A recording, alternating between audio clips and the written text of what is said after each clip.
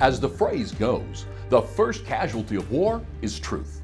Even though there are no guns pointed at us, make no mistake, Canadians are at war, fighting for their freedom of speech, freedom of expression, and way of life. Never before has so much of our lives been under the supervision of the current federal government. No matter what side of the political spectrum you see yourself on, you should be concerned about any attempts to control what you see and share on any online platform. Even if well-intentioned, that control is indeed censorship. How did we get here? What are the experts saying? All that and more coming up. Today, a special episode of Return to Reason, where knowledge and wisdom intersect. We are currently living in a war of ideas, a war of words. Language and facts are pulled and twisted out of context at an alarming rate. The political correctness train jumped off the tracks long ago, and Canadians are finding themselves increasingly disconnected from the virtue signaling of our governing class. The elites say we're fighting climate change, racism, a history of genocide, and inequity. But the solutions they propose don't actually solve those problems. They just shine a spotlight on them repeatedly. Policies that compel speech or redefine terms like offensive go way beyond what a democratic, classically liberal government should do, which is to champion freedom of speech, diversity of thought, and serve the people they represent. In our ever-increasing digital world, the internet is indispensable for entertainment, learning, music, and art. But what about our democracy? Have you ever given that some thought? How important is it to you to be able to debate and question policies and demand accountability from all levels of government?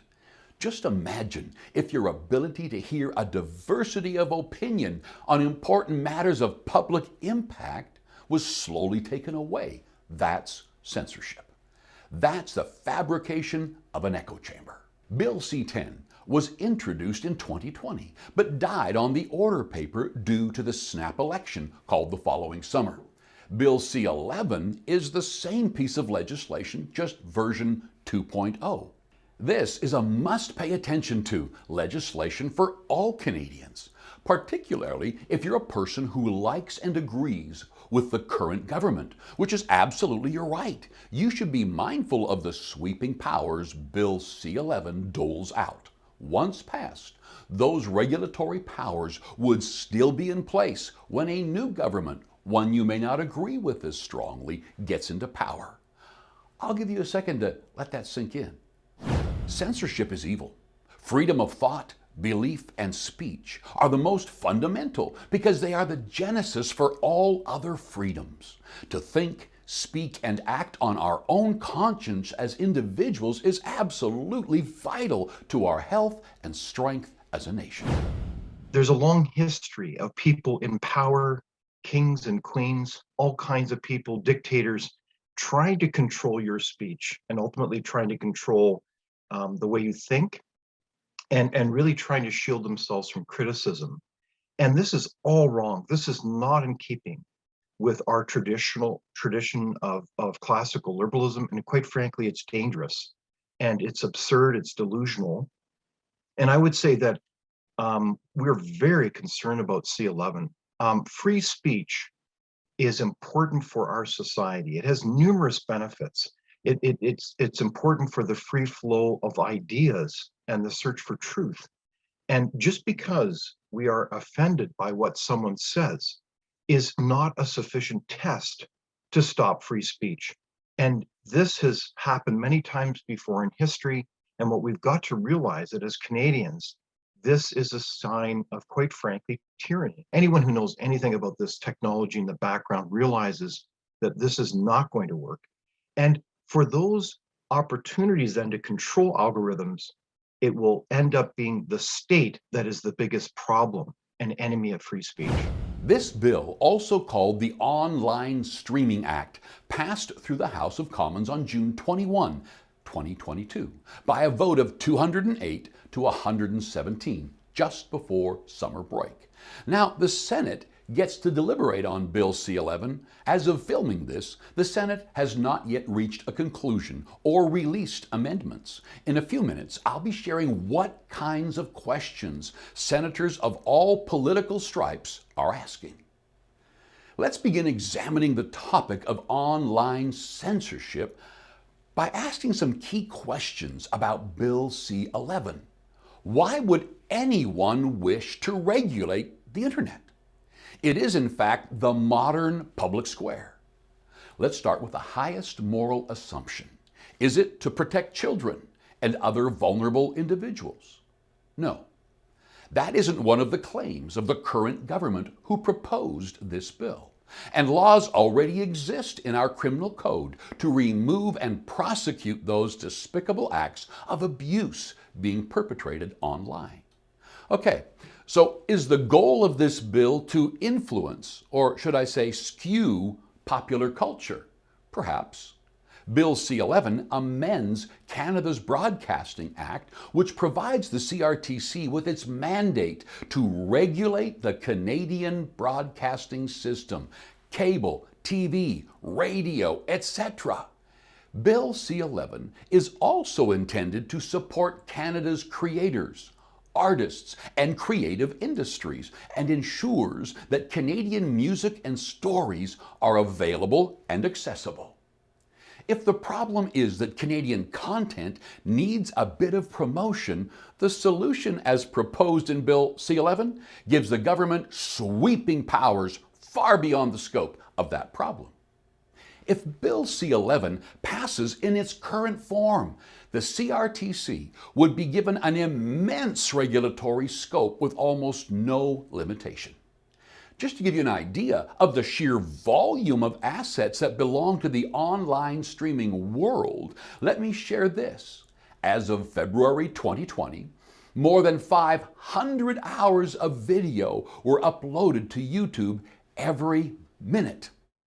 This equates to approximately 30,000 hours of newly uploaded content per hour. That's only YouTube. It doesn't even account for some of the other popular streaming sites or social media platforms. How could a regulatory body successfully and fairly regulate this amount of worldwide content?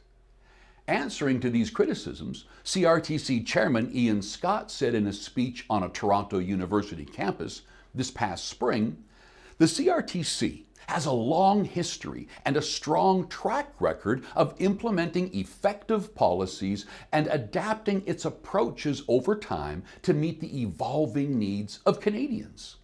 The article in National Post goes on to read, "Some have warned that the bill in its current form leaves too much up to the CRTC to figure out, such as how to define an online broadcaster or content that makes a meaningful contribution to Canadian culture."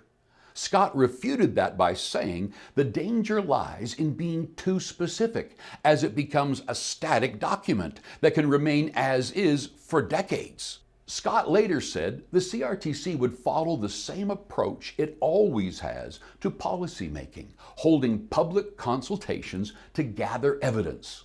"We will need everyone's help to design the new regulatory framework that will be needed to implement Bill C-11.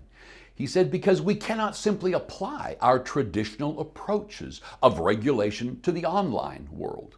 Okay, so the CRTC wants the bill to be left vague because keeping things up to date and specific takes too long in our current government bureaucracy. And not to worry, they can totally handle it, but they want public input on how to do so. To wrap one's mind around that logic requires many mental backflips. A bright spot may be that Scott said his team will take a light-handed approach.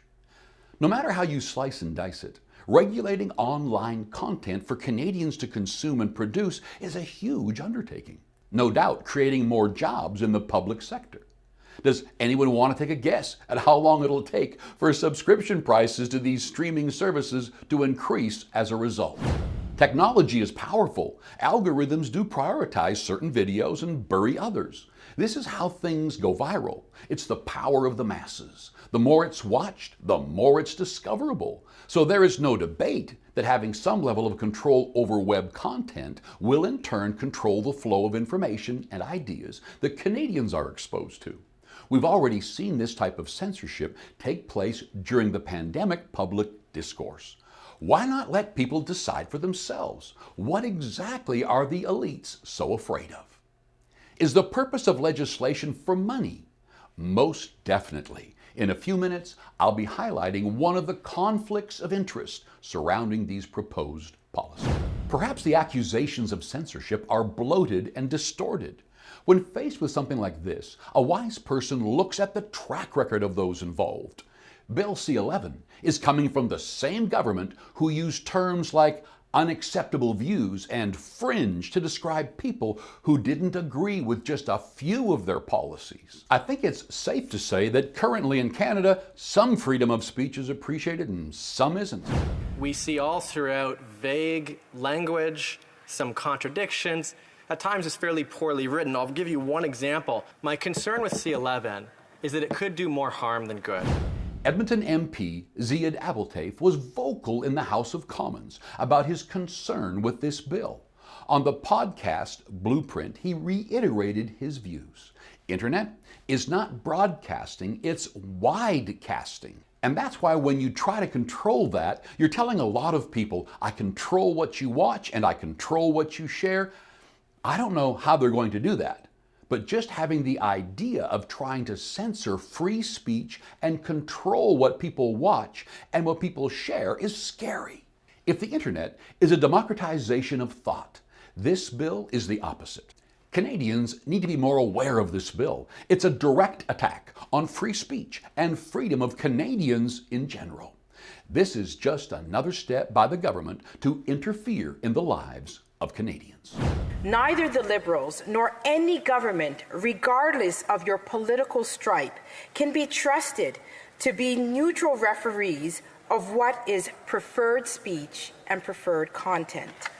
Even while on summer break, the Senate was already receiving input on the highly contentious legislation. Digital Media Association, which represents YouTube, Amazon, Spotify, and other companies, asks the Senate to pause, stating that the wording is so vague, this bill could have disastrous effects for both users and companies. Imposing this antiquated system onto innovative streaming services in an era of consumer choice is the wrong approach.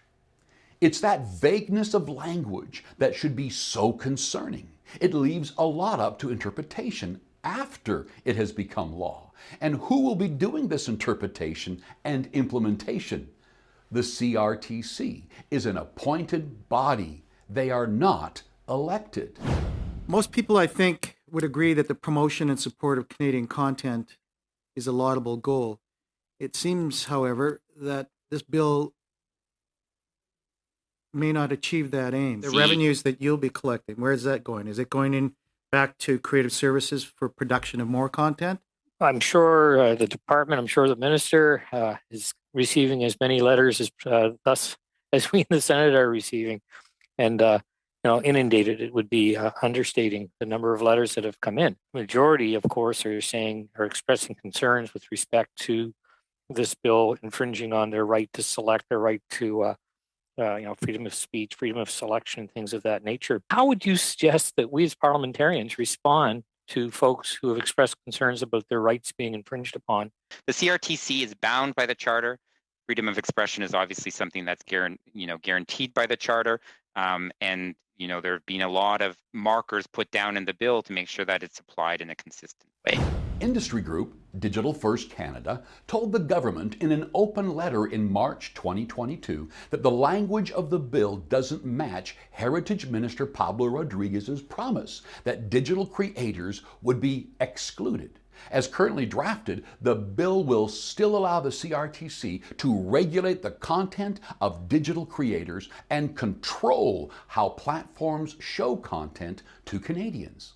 The group said Bill C-11 hands the CRTC sweeping new authority, including the power to regulate professional social media content, which is defined so broadly that it could include all content posted by Canadians to their favorite platforms. According to the Association for Reformed Political Action, small Canadian content creators will suddenly be subject to a plethora of rules and regulations that they are ill-equipped and under-financed to properly engage with.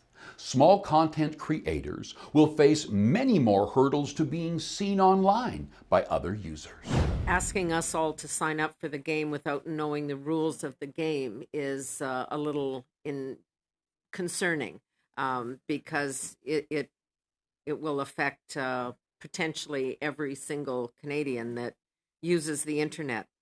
I want to try and come back on the Canadian content question, because your point system is already confusing and a little messy, and it allows what would be considered foreign content in as Canadian content and vice versa.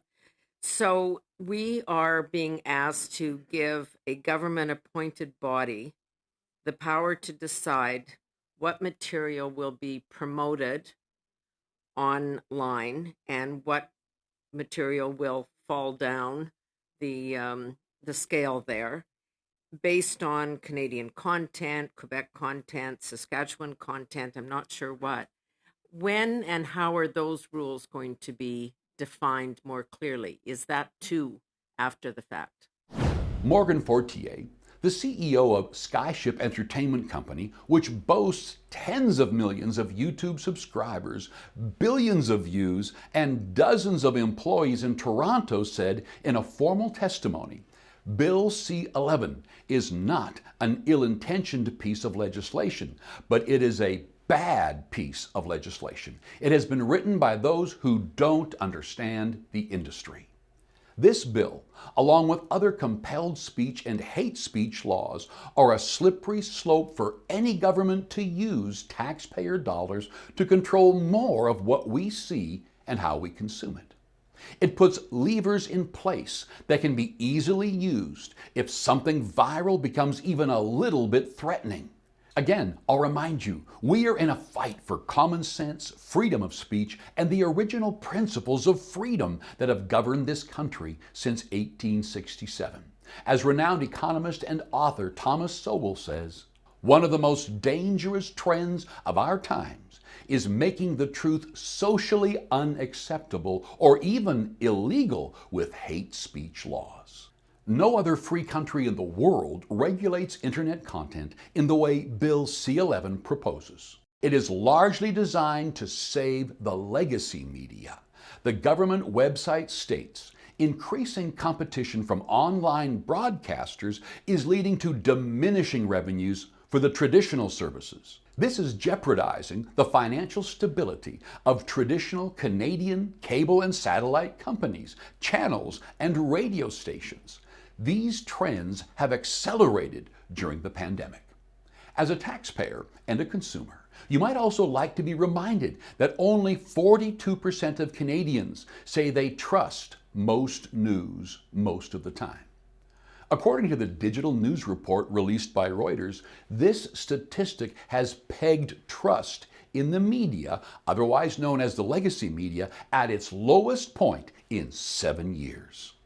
This is the industry the bill wants to stabilize, the legacy media, the industry that is struggling to keep viewers and losing credibility by the week. Michael Geist, one of Canada's foremost experts in this area and a vocal critic of the bill, points out that the government is intentionally helping traditional media. Broadcasters such as Bell and the CBC were already vocal proponents of the bill. When the minister responsible for regulating the sector calls on the same sector to lobby his government and the Canadian public in support of his own legislation, the wall between regulated and regulator is obliterated. A conflict of interest involving billions of taxpayers' dollars should concern all Canadians. Bill C-11, much like Bill C-10, has been touted by the government as a measure to ensure that large foreign streaming services contribute to the Canadian cultural sector. But foreign money is now the largest source of funding for English language film and television production in Canada. And according to a Netflix presentation released under Access to Information, it has funded multiple productions that would qualify as Canadian content under every metric other than the fact it retains ownership. Geist later summarized Bill C-11's premise in one sentence on his website. Anything or anyone that generates revenue needs to give some of it to those that don't. So, what about diversity of thought? After all, that's why it was Pablo Rodriguez, the heritage minister, who proposed this bill in the first place, right? Among other things, this bill claims to specifically serve those of indigenous nationality and racial minorities, such as Black and people of color. Again, due to the vagueness in wording, it's impossible to figure out exactly how these groups benefit from online censorship. The inclusion of language like gender expression in the bill raises questions about how far the government will be willing to go in regulating content creators it disagrees with. The truth is, we just don't know yet. Implementation can roll out in a number of ways. The question is, will the criteria really be based on how most Canadians feel, or will they be based on arbitrary narratives that elites and private sector cronies want you to believe help the greater good? Bill C-11 states, through its programming and the employment opportunities arising out of its operations, Bill C-11 serves the needs and interests of all Canadians, including Canadians of diverse sexual orientations, gender identities, and expressions, and reflect their circumstances and aspirations, including equal rights. The pages of history tell us that censorship and government regulation has never produced a better quality product, more ingenuity, or a more thriving market. The exact opposite is true. Government red tape and oversight can act like a quicksand, slowing down the wheels of progress and swallowing up the little guy who can't afford to fight the machine. This slows down the flow of money too, of course. And who pays for that in the meantime? The taxpayer. Censorship is evil. I want to live in a country that empowers creative content producers, not taxes them to death. The current federal government's desperate attempt to intervene in a shrinking industry with a dying, antiquated system of regulation is weak, and in my opinion, won't improve the lives of Canadians. If this bill passes, it will end up costing millions and contributing to a mountain of debt the upcoming generations are poised to inherit. The notion of regulating the internet and user-generated content like a broadcaster hijacks the convenience of online streaming and exploits minority groups as the reason to do so. I'm reminded of a quote by writer Wayne Gerard Trotman. Instead of loving people and using money, people often love money and use people. Don't just sit there and hope things will work out. Write your elected official and tell them, as an intelligent Canadian, you want the freedom to watch whatever you want on the internet, no matter where in the world it comes from, including local Canadian content producers. Use the internet for what it is, a tool. Share this show. Support programmers you enjoy. Let your opinion be known. Tell Canadian senators that you disagree with this bill and why. Let them hear loud and clear that Canadians want the freedom to choose and the freedom to enter the streaming marketplace without the interference of the government or their appointed censorship officers. Request today's reference material to get a few helpful links to write these letters and to read Bill C-11 online for yourself. You certainly don't have to agree with me, but you owe it to yourself to get informed and to make up your own mind about online censorship creeping into our lives. Do not let truth become the casualty of an algorithm bought and paid for by advertisers, some of which are the governments themselves. Do your own research and speak up After all, it's your right to do so. Let's all return to reason. Thanks for watching Return to Reason. I'd like to read your thoughts in the comments section below and pay it forward. Share this video with someone. Hit subscribe and tap the bell icon so that you're notified every time I post a new video.